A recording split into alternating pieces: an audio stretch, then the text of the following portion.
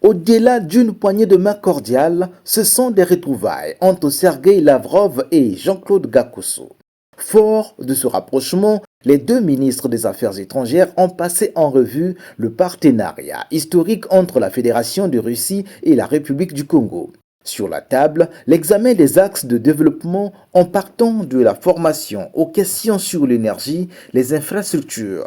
Le cas notamment du projet de construction d'un pipeline qui devra relier Pointe-Noire à Madoukoutrécho, situé dans la périphérie nord de Brazzaville.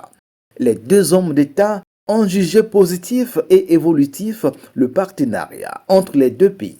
Quand on se retrouve avec Sergueï Lavrov, on a beaucoup de choses à partager ensemble.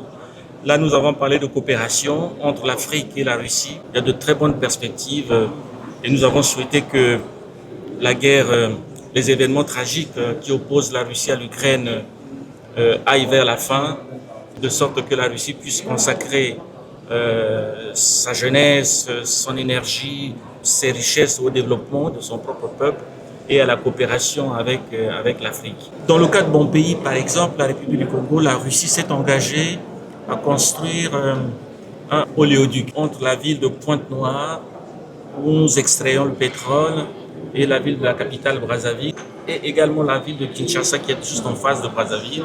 Donc c'est un projet économique très important. Et il y a Rosatom qui travaille également sur le terrain avec les pays africains, toujours dans le domaine de l'énergie. Donc c'est une coopération qui se diversifie et qui concerne aussi la formation des jeunes Africains. Et là, la Russie est pour nous un bel exemple. Dans des moments cruciaux comme la revendication des indépendances, la Russie soviétique déjà à l'époque, l'Union soviétique a soutenu les pays africains et cette tradition a servi de fondation. Autre temps fort diplomatique ce vendredi au Caire, la séance de travail entre Jean-Claude Gakosso et son homologue égyptien Badri Abdelati.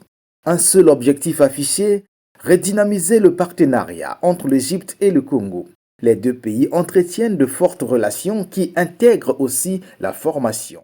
La rencontre entre les deux personnalités est perçue comme un signal fort depuis l'élection de l'Égyptien Khaled El Hanani à la tête de l'UNESCO. Ici, la diplomatie a parlé.